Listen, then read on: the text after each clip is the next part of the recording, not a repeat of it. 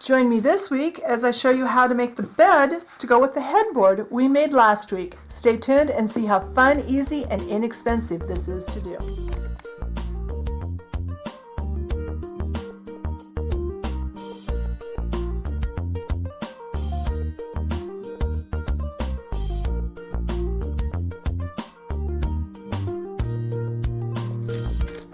Alright, on our last video we made this headboard for our bed. So today we're going to make the mattress box spring bed frame part, or what's going to act as those parts for us.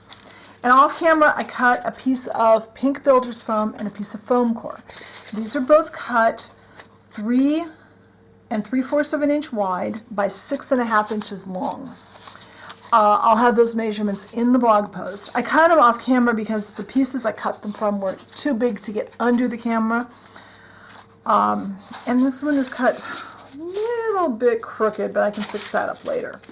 So you can use any kind of foam. You could use styrofoam. You could use some of the soft foam they use under upholstery. I have this, and I'm trying to get it used up. So that's why I'm using this.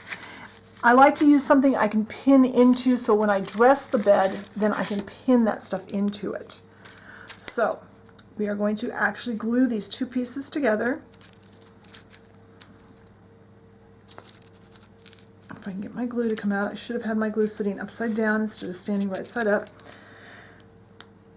Be sure that when you pick a glue, you pick something that will not eat the foam, because foam is kind of a funny thing. It can, some glues that you think are fine will actually melt the foam. So we're going to glue this together, and this glue needs to dry, and then we're going to cover this so it can act as our mattress. Alright, so this has sat for a couple of days now. I actually had to go to town to buy some more felt. We're going to cover our mattress with, this is just plain craft felt. I bought 2 squares of it. I cut 1 square in half, and on the long edge of the second square, I cut 2 1 1/4 inch strips. I cut them 1 1/4 inch because that's the combined height of our 2 pieces of foam that we glued together. So now, and I kind of trimmed this up a little bit, trying to get this a little more even. It's not perfect, but that's okay. We are going to run some glue. Got my glue hopefully upside down here. I'm going to run some glue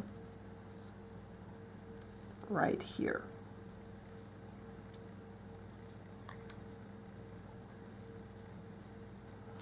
And then I'm going to do the same thing, and I'm running it on the pink foam right below the edge because I don't want this glue to show too much. I don't want it on the top.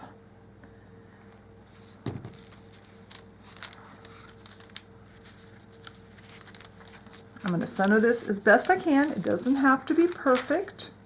We're going to trim it. Now, below where the glue is, I don't want to put my pins into the glue, but one of the advantages to using foam is I'm just using some regular sewing pins, and that'll hold it. That will hold my felt onto here so that that glue can dry. And I'm going to give it, about a half hour. It doesn't have to be all the way dry, just enough that it'll hold it still. I'll come back. Let's see, we can probably do these ends too before we do that though. Let's go ahead and get glue on these ends. I was going to do them in separate pieces, separate gluings, but I'm actually running out of time. So, get some glue there, and we'll do the same thing. Put 2 pins.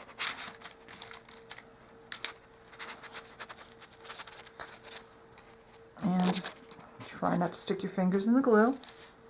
And 2 pins. Now this glue will dry, like I said, for about a half hour. We'll come back, we'll trim that corner, and we'll do the other side. Alright, so my glue's had time to not dry, but to get tacky enough on there that this will stay. I'm going to move my pins up a little closer, and I'm going to take my fabric scissors, and I'm going to trim this off, because we don't need all of that bulk.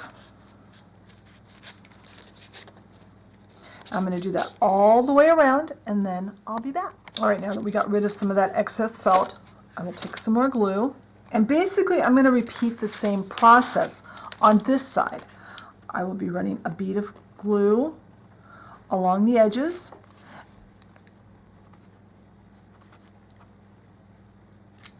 This glue is really hard to squeeze out today.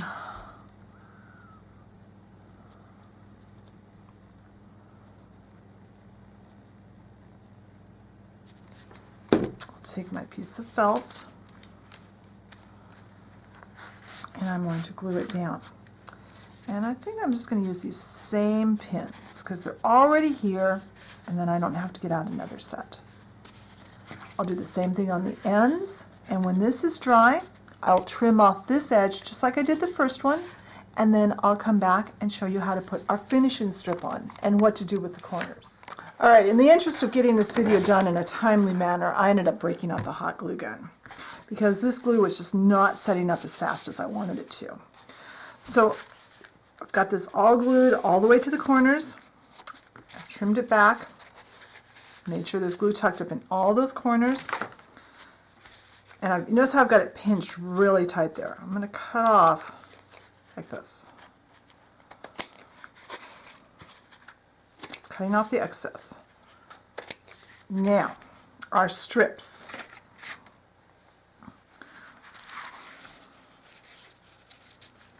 We are going to be running these around like that. And I'm starting on the ends, and that just fell all the way to the floor. There we go. Stick that in the glue. And I'll probably put just a couple of spots of glue. It doesn't have to be glued continuously. I really don't want it glued continuously. I find it works out better if I don't have too much glue. There we go. Now, if you have strings of hot glue, just hit it with a hairdryer. They'll just melt and go away. And kitchen timer, I've got something in the oven I've got to keep an eye on too. So another reason I wanted to get done today. And this one's going to go like this.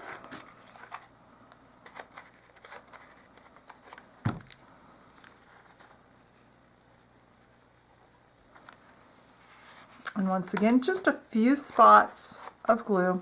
You can do this with the white glue, with the tacky glue, but it's going to take longer to do. And normally I would prefer to do it with tacky glue. It's just for the video. I need to get done a little quicker. I don't have the luxury of taking all day to do this. To make this look a little neater, I'm going to cut this about the midpoint of the end of the bed. Make sure that that edge is nice and tight. Now you have a nice consistent cover on your mattress. I'm going to go get what I'm using for feet for our bed, and I'll be right back. All right, for feet on our bed, I'm using just some clear push pins. You can use any color you've got. I happen to have 4 clear ones. Decide which side of your bed will be the bottom. I think it's going to be this side. And I'm actually going to put a dot of glue. And again, you can use any kind of glue you want, but this keeps them in.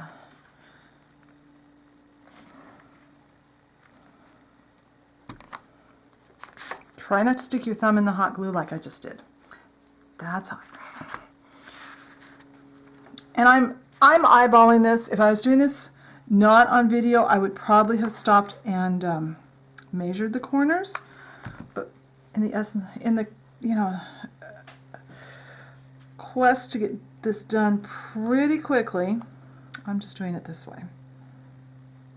And once that glue, stick it in there. Once that glue sets up, that will be ready to go. Pull those strings off. I'll hit it with the hot very carefully with a hairdryer or a heat gun.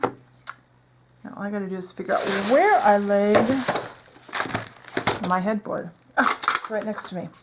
So here we have our headboard and our bed. It's all ready to dress. Once you've got the bed made the way you want it, I would put sheets on and such before I glue the headboard on. But there you go. And you can adjust the headboard up to whatever height you want it. I'm going to put mine like this. Let me know in the comments below if you want to see me dress this bed next week. If you do, that'll be next week's project. I hope you enjoyed seeing how to build the basic bed structure to go with our headboard. And remember, any headboard can be used, any kind of foam. I do like foam because, as you'll see if we do dress this next week, it's up to you guys, it's much easier to dress a bed made of foam. So thanks for watching. Be sure and check the blog post. I'll give you the cutting directions, dimensions, and some better photos than I can put on the video. If you haven't found us on Facebook, be sure and come join the fun over there. The link is always in the description, and I'll talk to you later. Bye.